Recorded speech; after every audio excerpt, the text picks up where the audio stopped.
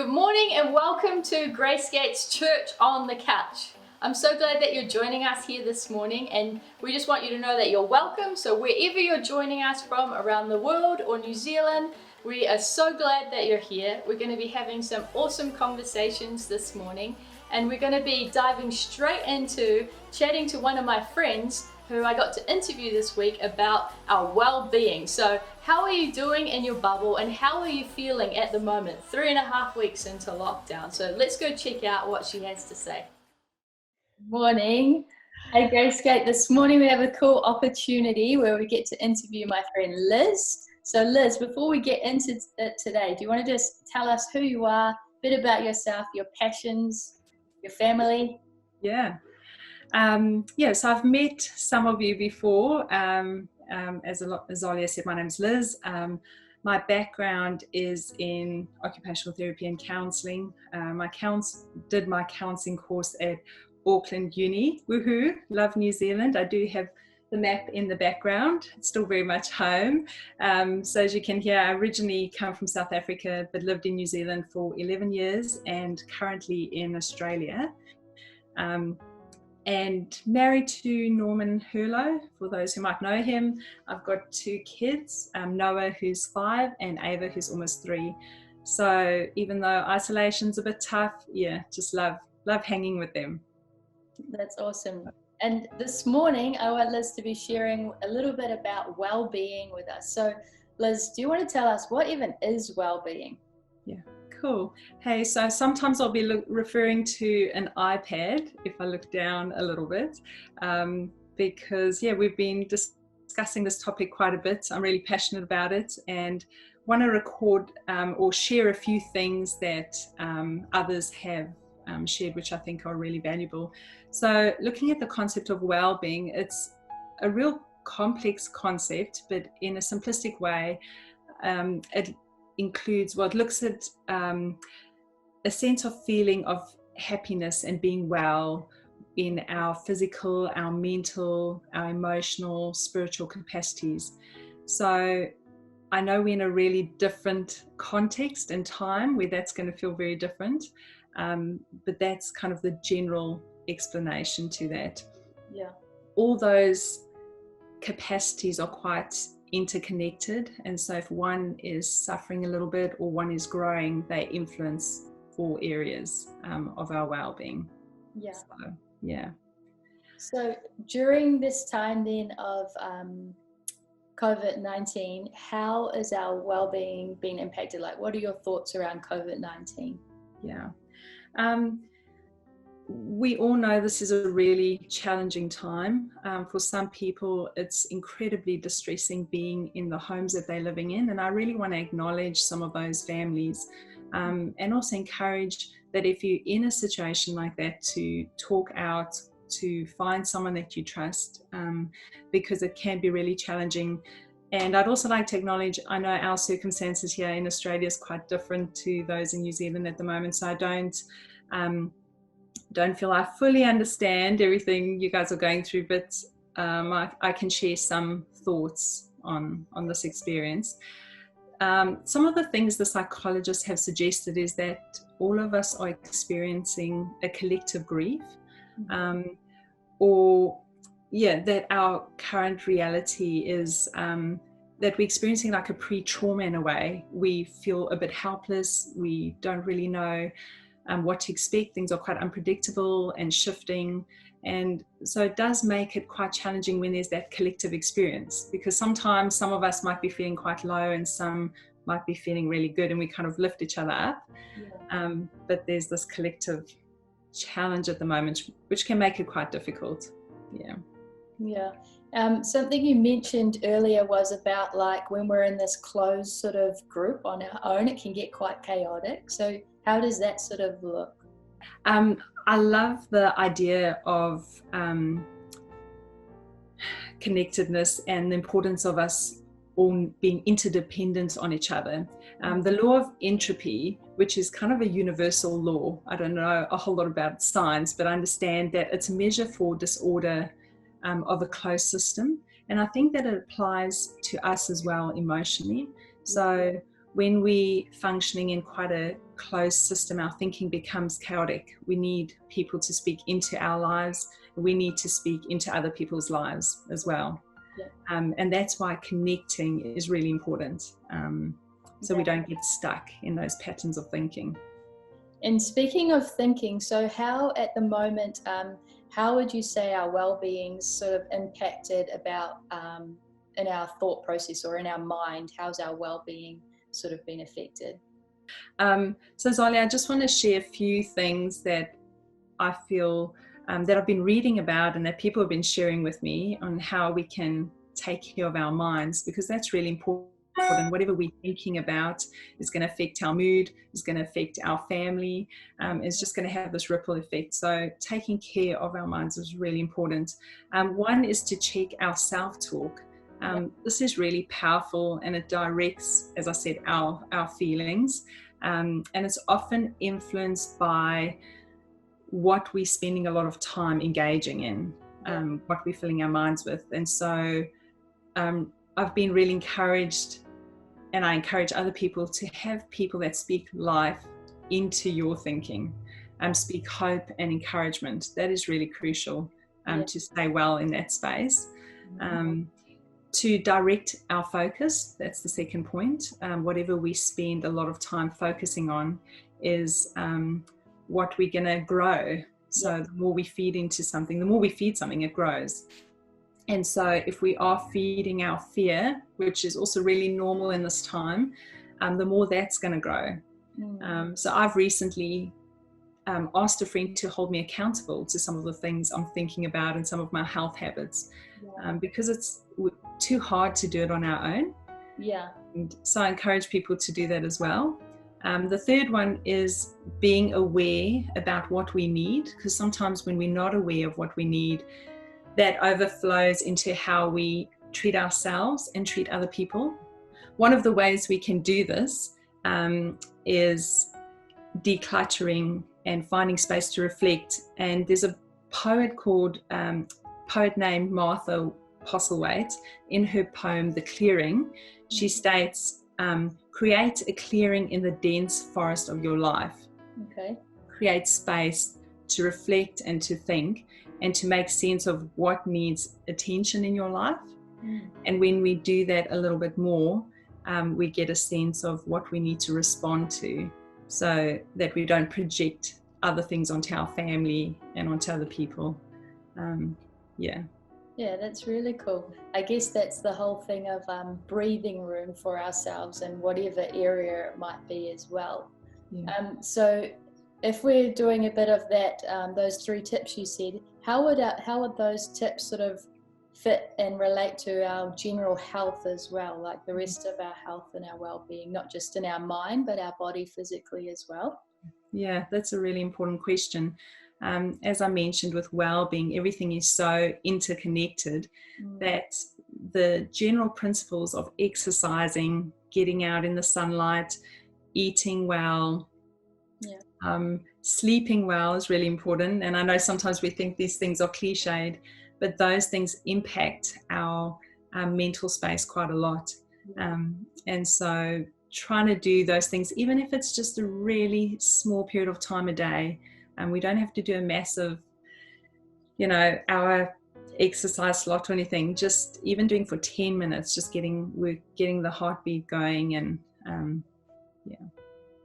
That's awesome. And so if you, you sort of spoke about our mind, you've spoken about our body physically. How about you as a parent? How is it looking for you when you combine all those things with your well-being? I'm sure it's pretty chaotic at your house. You said you have 2 little kids. So how does it look for us each individually in our own lives? It can definitely get chaotic. And as a mum or parents or primary caregiver, we often forget, and we just don't have time or capacity to take care of ourselves.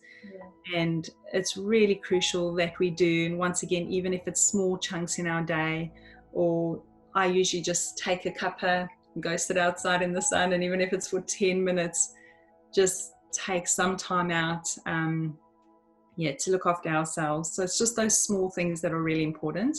For students that are studying a lot, sometimes you might not have energy to exercise. I know there's still a lot of people working from home, which is really challenging, and we're living fairly sedentary lives at the moment in isolation. And so even if it's just running around your house or just doing those small little things, I guess it's the real small things that make a difference. Yeah. So you've mentioned in a few different individual areas, but what are some things we can do in our overall wellness? What are some tips that you'd have for us? Yeah, cool. One thing that I've found a lot of psychologists talking about, and I've found this in my own life, is routines. Staying at home, we can struggle to get into a routine because we're used to being at home on weekends or holidays, but this is really crucial.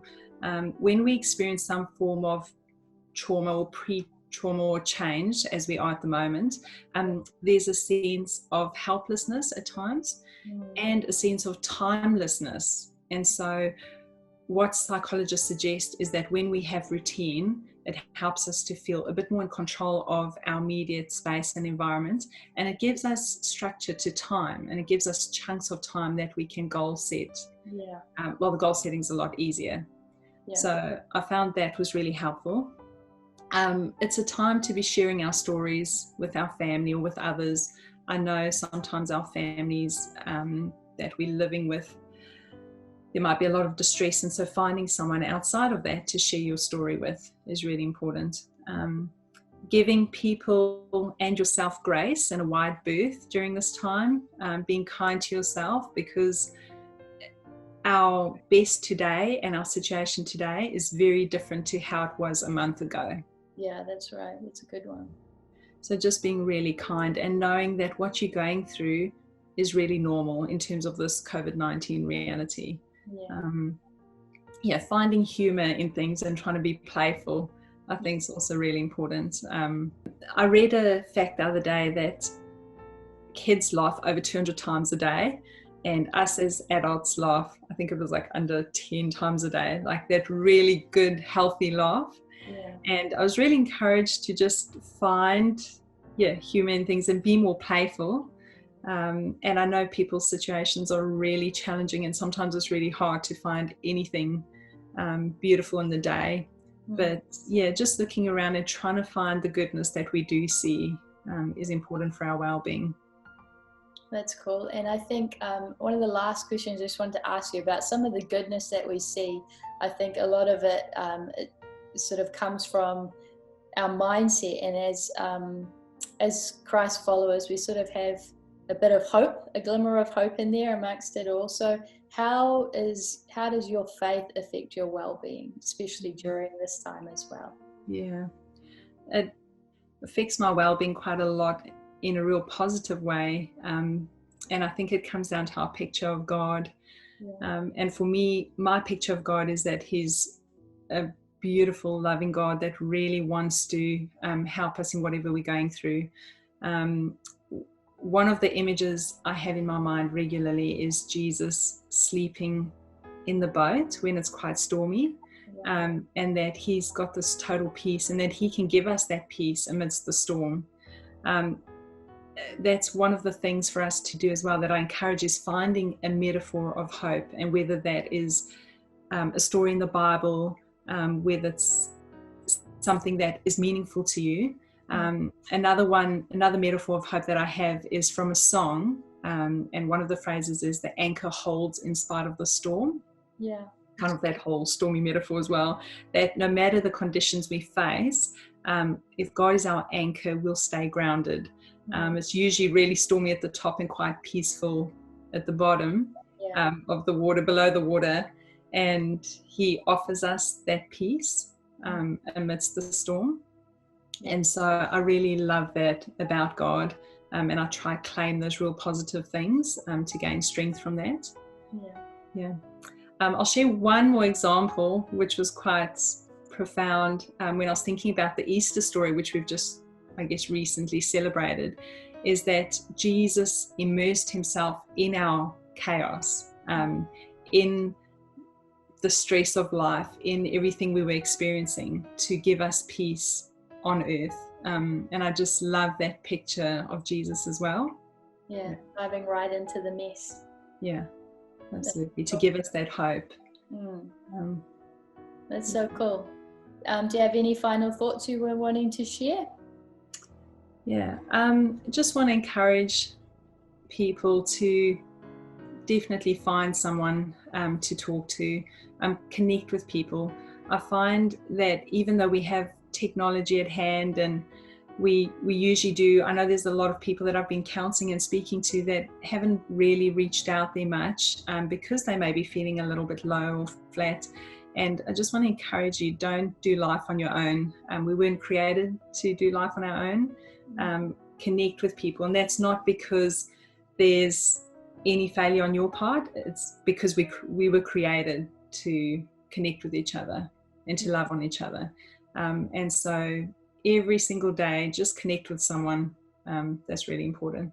That's so cool. Thanks, Liz. And thanks for just breaking it down in simple, everyday little steps that we can do. And also just to remind us to celebrate the small things that we are doing with our family. And it's okay that they're small at the moment. So thanks heaps for your encouragement and just for sharing a bit of wisdom with us this morning. Yeah, no worries. Take care there, New Zealand.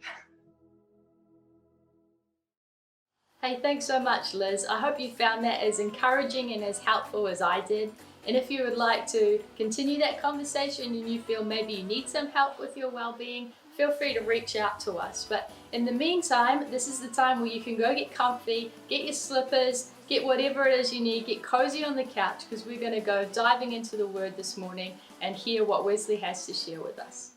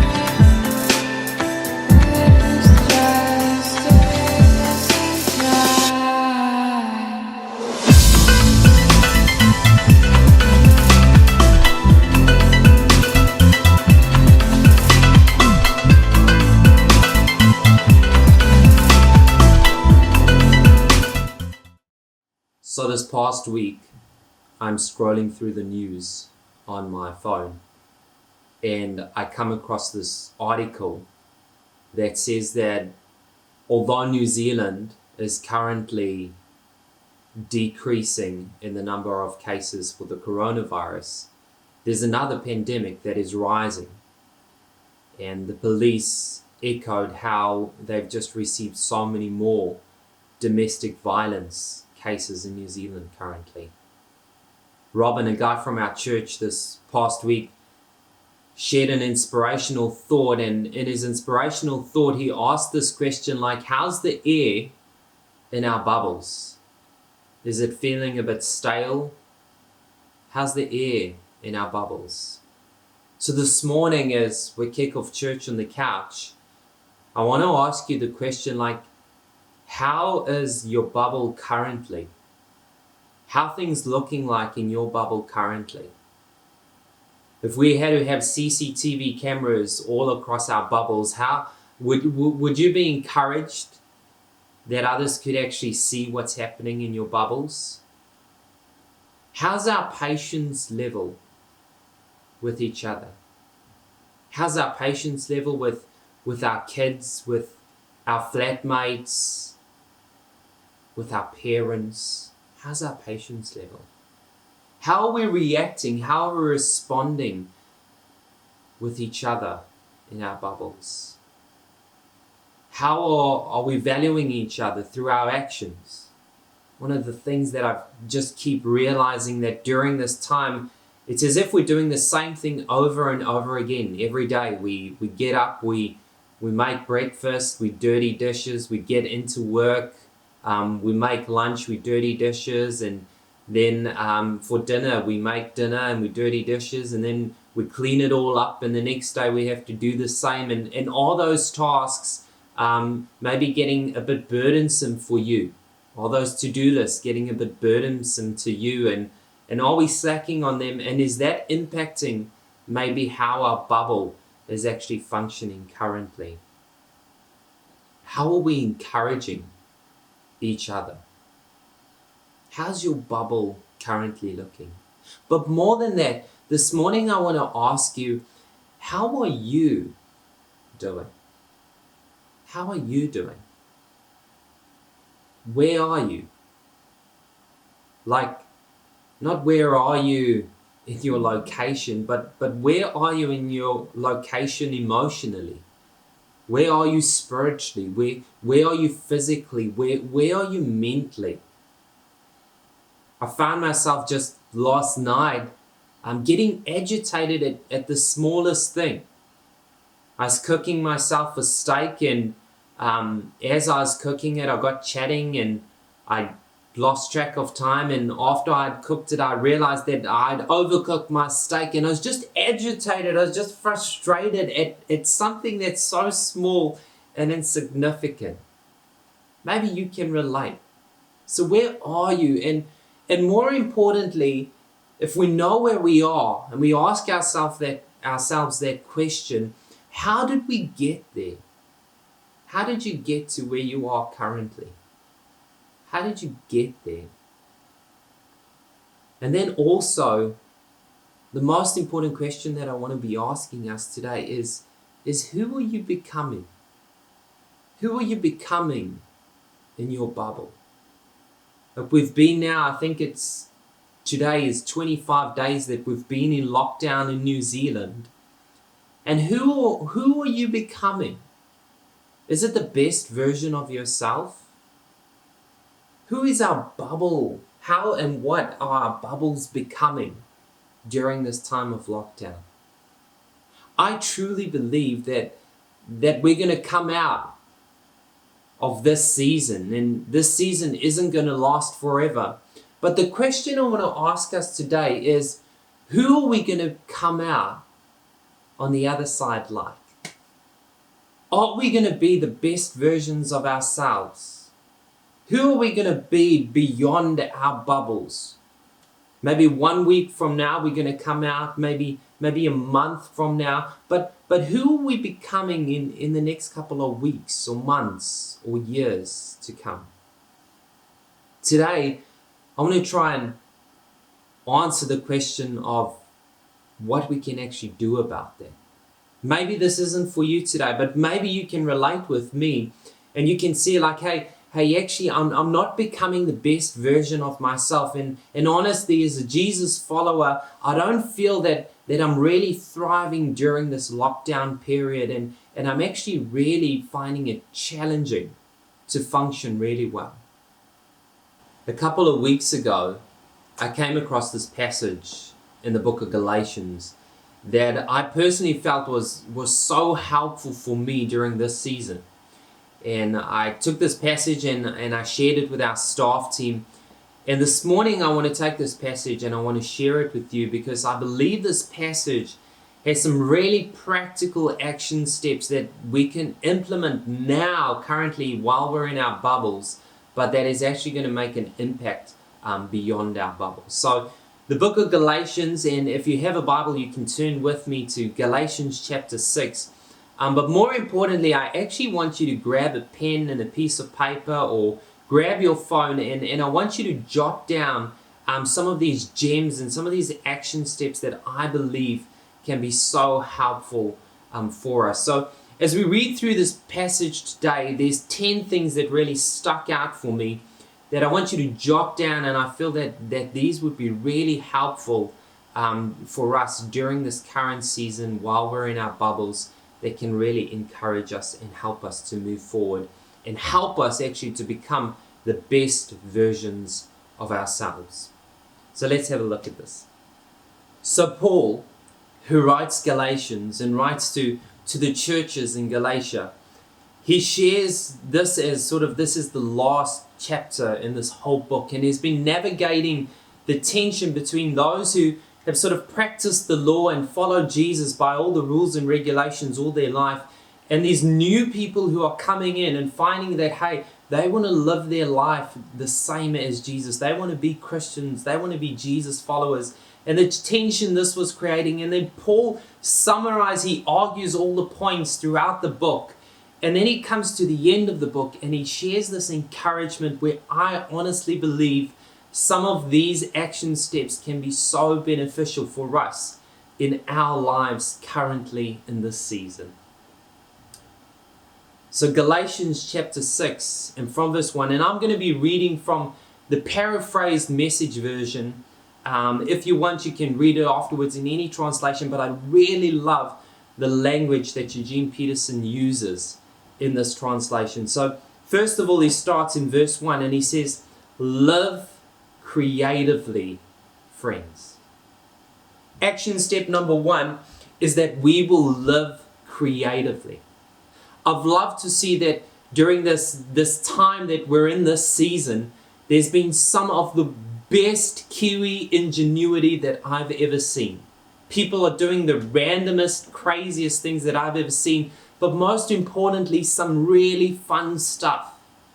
I saw this past week that a father had created his own theme park in the backyard, and he had this massive bulldozer, and he tied the rope with the big tube that usually you'd tow behind a boat. He tied that to the bulldozer. He laid out top in a circle, and he got his wife and kids on the tube, and then he was going in a circle and rotating in a circle and pulling this tube and creating the world's best theme park ride just in their backyard.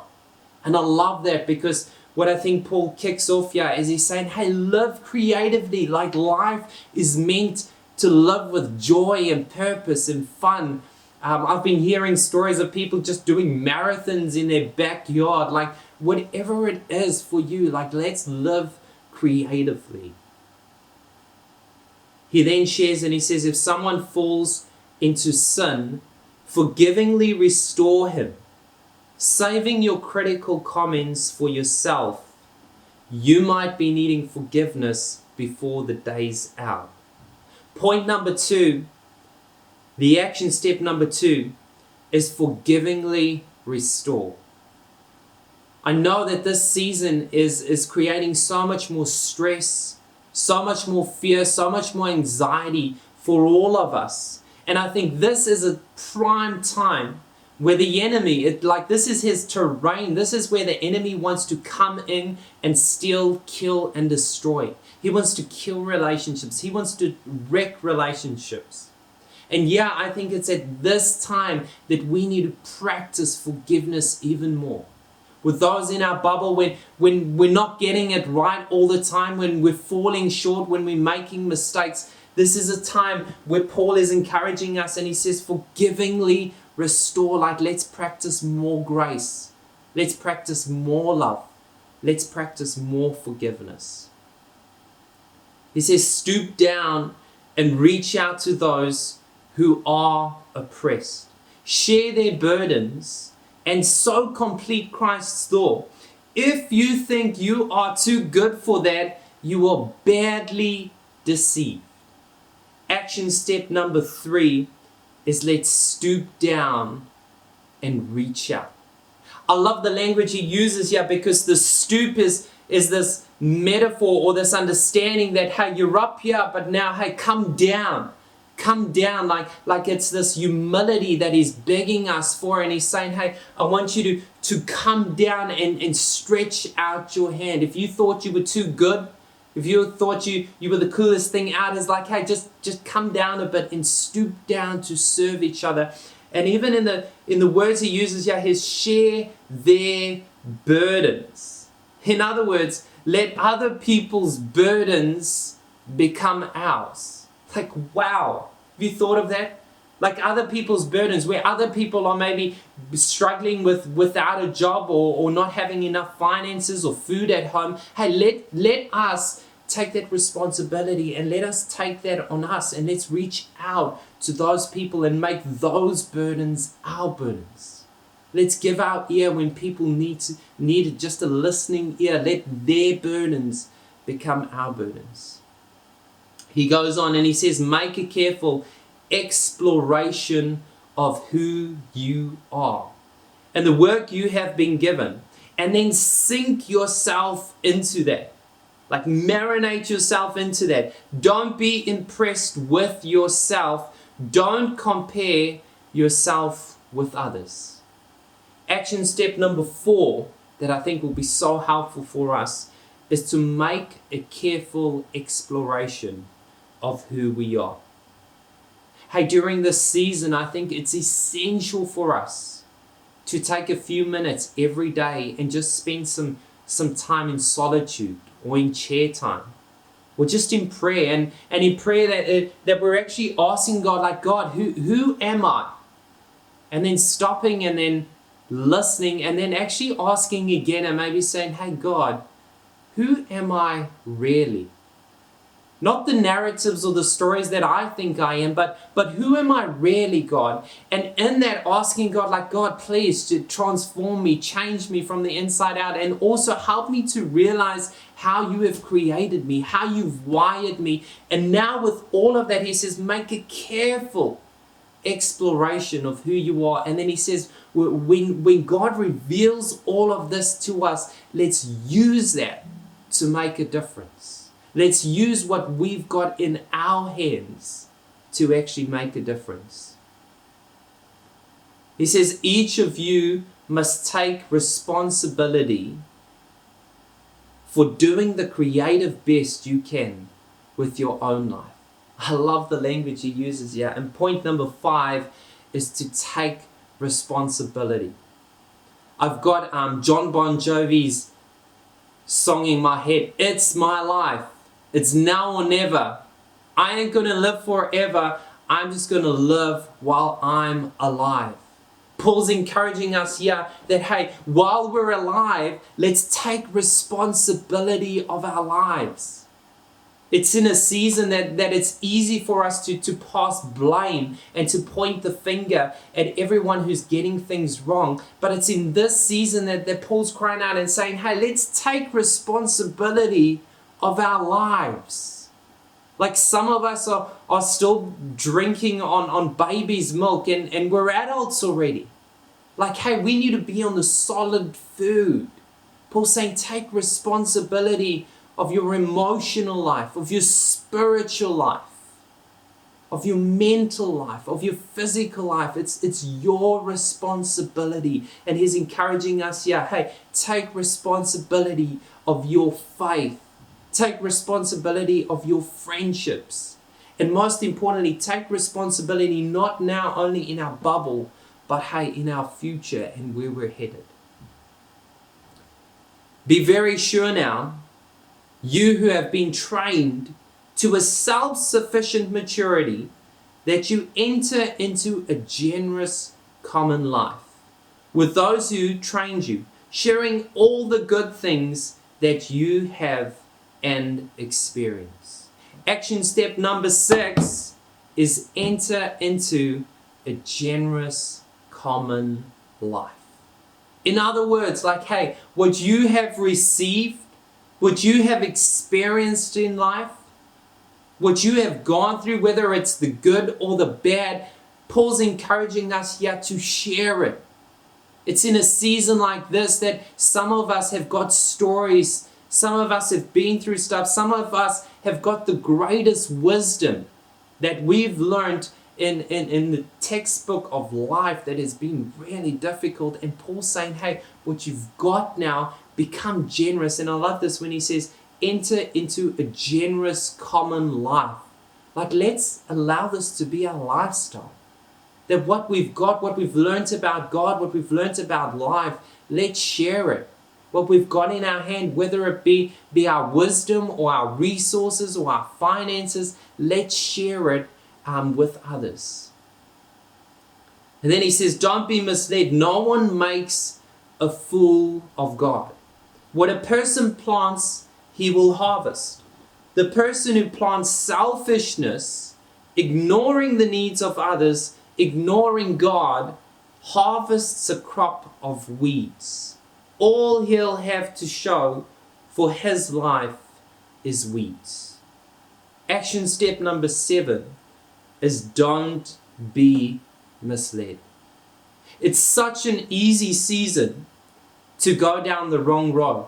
It's such an easy season for us while we're going through so many different feelings and emotions and thoughts in our own head. It's so easy for us to plant weeds, and we know this isn't going to be the most beneficial thing for us, but it's so easy to fall into this trap and to go down the wrong direction.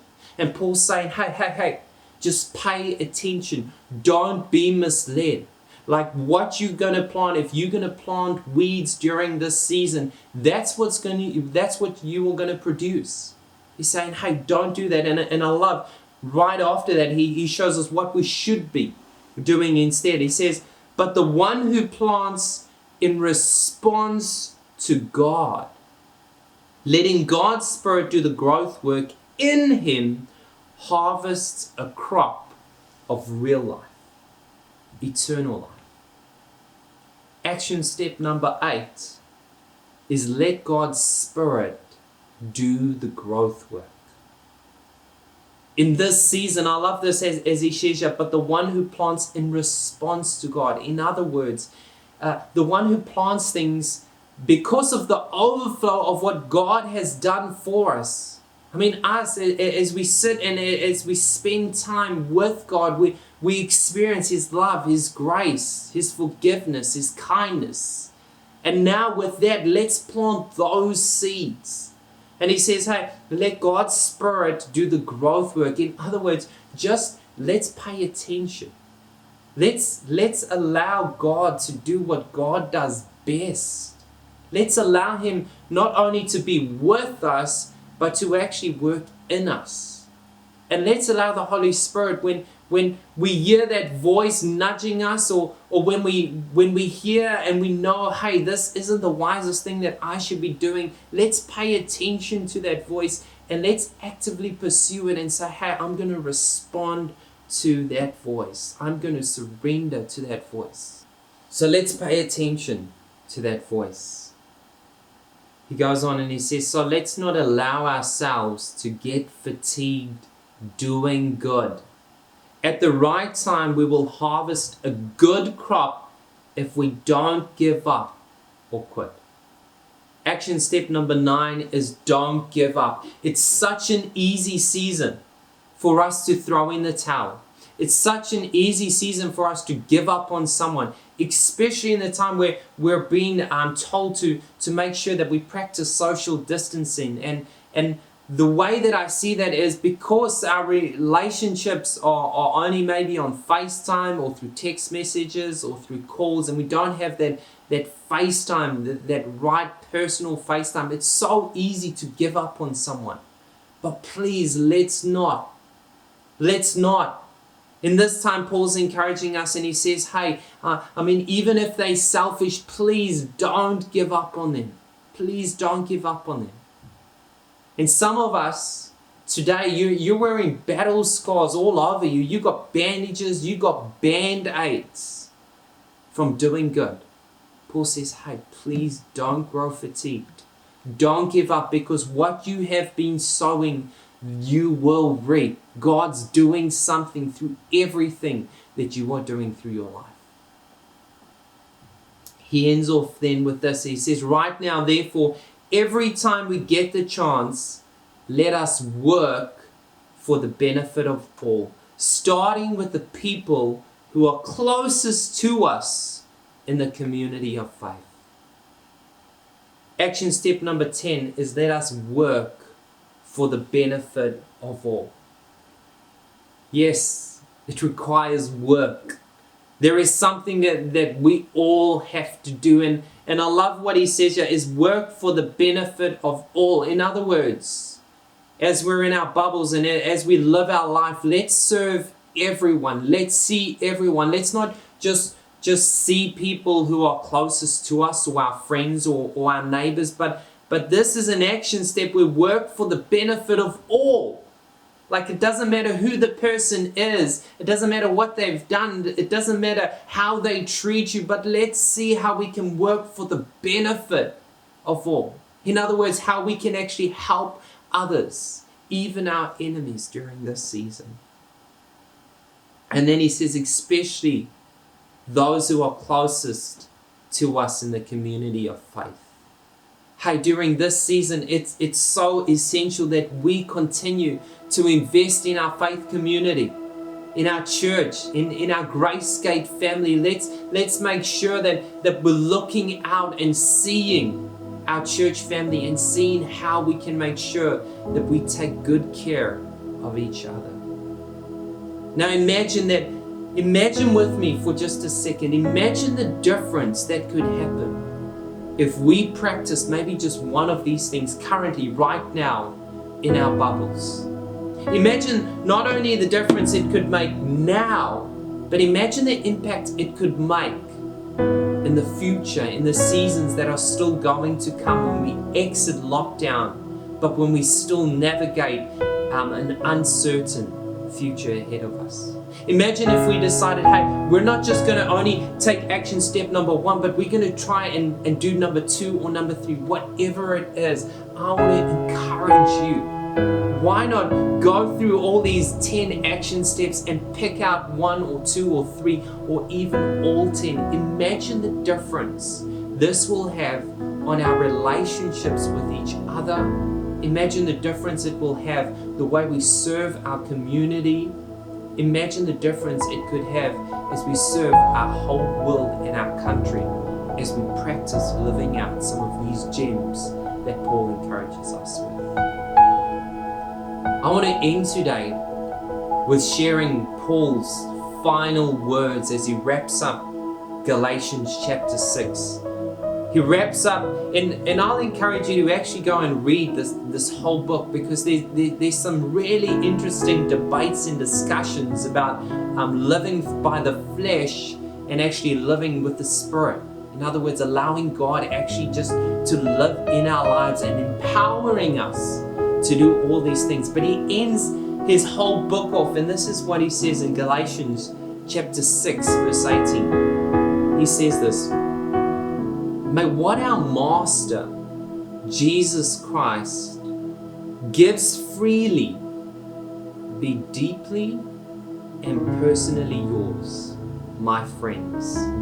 Oh yes. I'm going to read it one more time. He says, may what our Master Jesus Christ, who gives freely In other words, Jesus who came to serve us, who died for us, who paid the price for our sins, who actually gives us grace and forgiveness and unconditional love.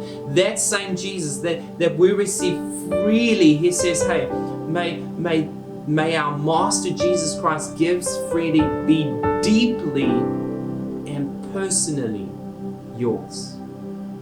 My encouragement during this season, and as we think about beyond our bubbles, is as we practice these action steps, Paul's encouraging that if we practice all these action steps, the main point is right at the end, that we will actually grow more deeply and personally with Jesus Christ. My prayer is, I don't know where you're at, I don't know where your faith journey is, I don't know where your relationships are, but I know that, hey, I want you to actually become the best version of yourself, and so does Jesus. And in this text, we see that the most important thing is we live out all these things, is that it is going to allow us to grow more deeply and more personally in our relationship with Jesus. Because as we serve others, as we live our life for others, we live our life for Jesus. God, I'm so grateful that you have freely given your grace, your forgiveness, your kindness, your patience, your endurance to us, God.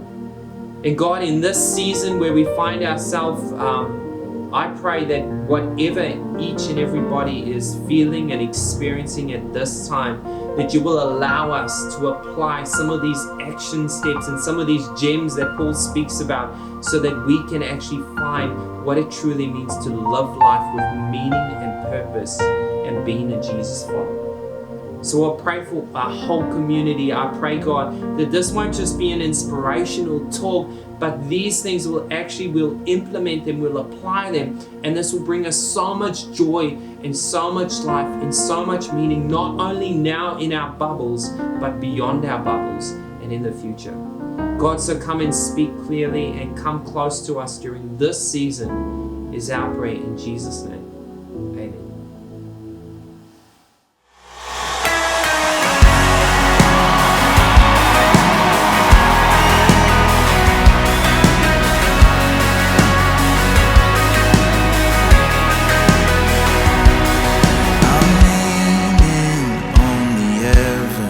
Lasting arms that place me on the rock that stands, and I hold true to the one who breaks my fall and lifts me time and time again. Oh my God, so good, you never give up, you never give up on me. Oh, what joy I found because of your love, because of your love for me. Oh my God, so good, you never give up, you never give up on me. Oh, what joy I found because of your love for me. Yeah.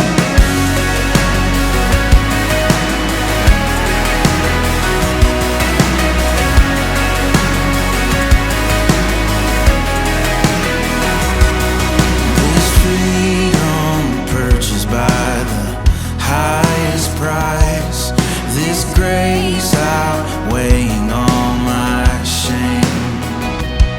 'Cause I'm made new through the power of sacrifice. From death now raised to life again. Oh my God, so good, you never give up, you never give up on me. Oh, what joy I found because of your love for me. Oh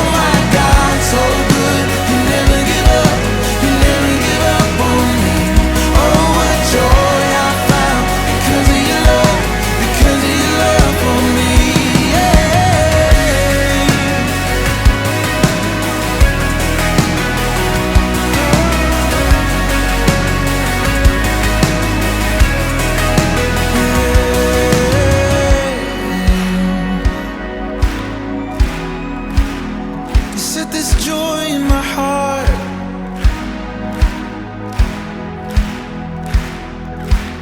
I'm not a slave to sin, so I'm singing. You are good. Buried with Christ to rise in your freedom. You are good. When you make a promise, Jesus, you keep it. You are good.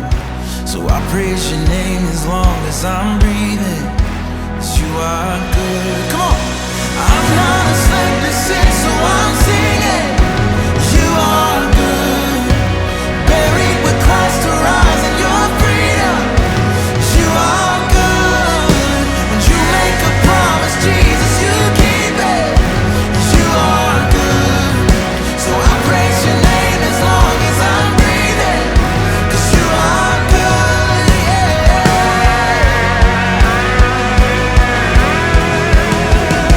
Oh my God, so good that you never give up.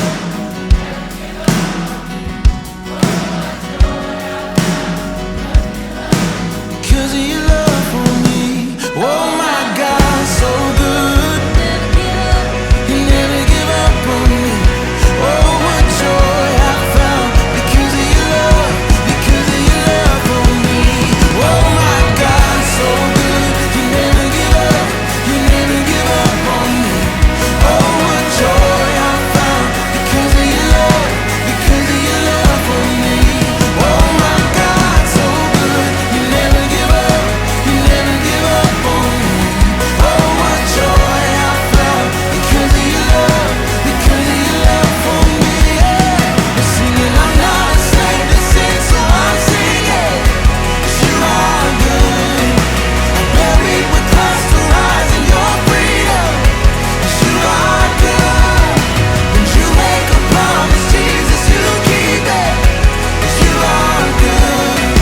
So I praise your name as long as I'm breathing. 'Cause you are good, yeah.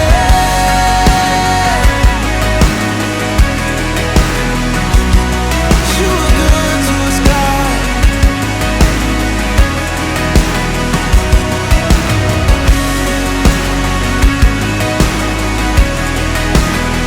Oh, you never give it up.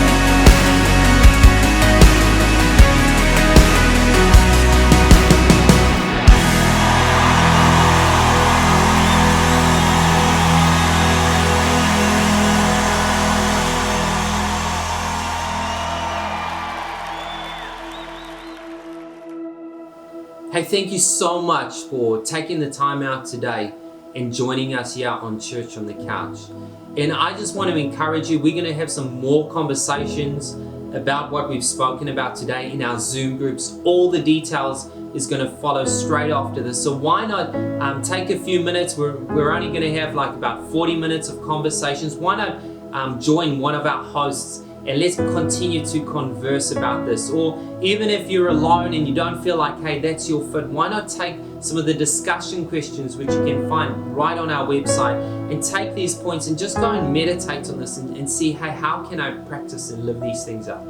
And lastly, if you're going through a challenging time, if there is anything we as a church can do for you, I earnestly pray, please get in touch with us. You can send us an email from our website. You can get in touch with us on social media, and we'll do whatever we possibly can to help you, not only with your physical needs, but also with your spiritual needs. So thanks so much for joining us, and have an awesome weekend.